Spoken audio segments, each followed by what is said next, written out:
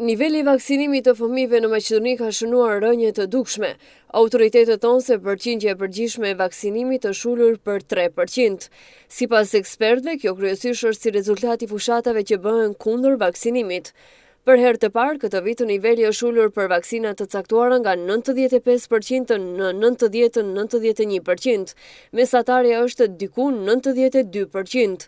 Një pjesë është si rezultat i fushatave kundër vaksinimit dhe prindërit e shtyn imunizimin për moshë më të vonshme të fëmijës, ndërsa pjesa tjetër është si rezultati i asaj që prindërit i presin vaksinat polivalente, thonë nga Ministria e Shëndetësisë.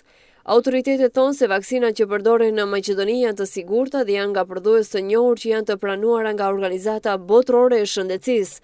Ata sqaruan se vaksinat para përdorimit kontrollohen nga Agjencia e Ilaçeve, ndërsa më pas lëshohen në përdorim. Mjekët paralajmërojnë se vaksinimi është shumë i rëndësishëm për sigurimin e imunitetit kolektiv. Ata gjithashtu paralajmërojnë se nëse vazhdon të bie niveli i vaksinimit, ekziston mundësia e kthimit të sëmundjeve që tashmë janë të çorënjosura si paraliza dhe difteria.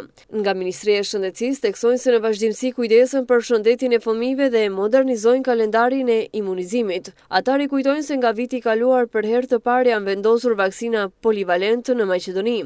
Ka filluar vaksinimi i plot me vaksina 5 valente dhe 6 valente, prej të cilave tashmë janë harxhuar 50.000 doza.